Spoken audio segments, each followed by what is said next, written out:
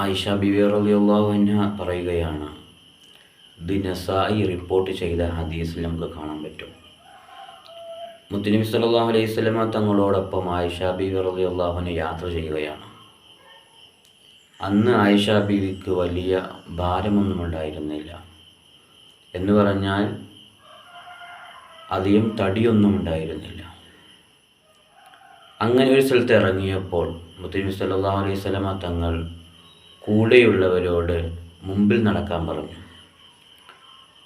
അങ്ങനെ മുത്തുനബി ആയിഷ ബിബി റളിയല്ലാഹു അൻഹയോട് ചോദിക്കുകയാണ്, നമുക്ക് ഓട്ട മത്സരം നടത്തിയാലോ?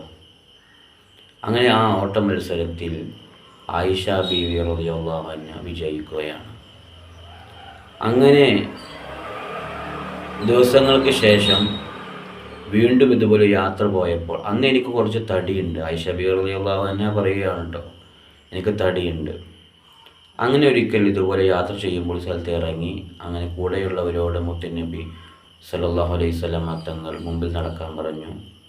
ഓട്ട മത്സരം നടത്താമെന്ന് പറഞ്ഞു. അങ്ങനെ ഓട്ട മത്സരം നടത്തിയപ്പോൾ അന്ന് ആയിഷ ബിബി റളിയല്ലാഹു അൻഹയ്ക്ക് തടിയുണ്ട് എന്ന് ഈ ഹദീസിൽ നമുക്ക് കാണാൻ സാധിക്കും. അങ്ങനെ മുത്തുനബി സല്ലല്ലാഹു അലൈഹി വസല്ലമ തങ്ങൾ ആ മത്സരത്തിൽ വിജയിച്ചു. അപ്പോൾ മുത്തുനബി സല്ലല്ലാഹു അലൈഹി വസല്ലം തങ്ങൾ പറയാണ്, ഇത് അന്നത്തതിന് പകരമാണ് എന്ന്. ഇത് ഹദീസിലുള്ള കാര്യമാണ്. അപ്പോൾ ഇതൊരു വെറുമൊരു മത്സരമല്ല, മറിച്ച് ഭാര്യയോടുള്ള സ്നേഹത്തിൻ്റെ അങ്ങേയറ്റത്തെ കാരുണ്യത്തിൻ്റെ ഒരു പ്രവർത്തനമാണ്.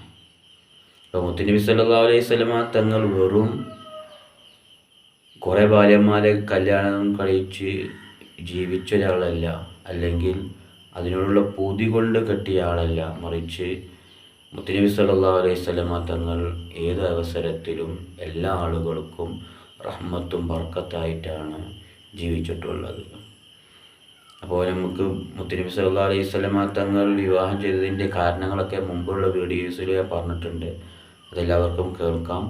അല്ലാഹു തആല നമ്മുടെ എല്ലാ സൽക്കർമ്മങ്ങളും സ്വീകരിക്കുമാറാവട്ടെ. മുത്തുനബിയെ യഥാർത്ഥത്തിൽ സ്നേഹിക്കാൻ നമുക്ക് അല്ലാഹു തആല തൗഫീഖ് നൽകട്ടെ. അസ്സലാമു അലൈക്കും വറഹ്മത്തുള്ളാഹി വബറകാതുഹു.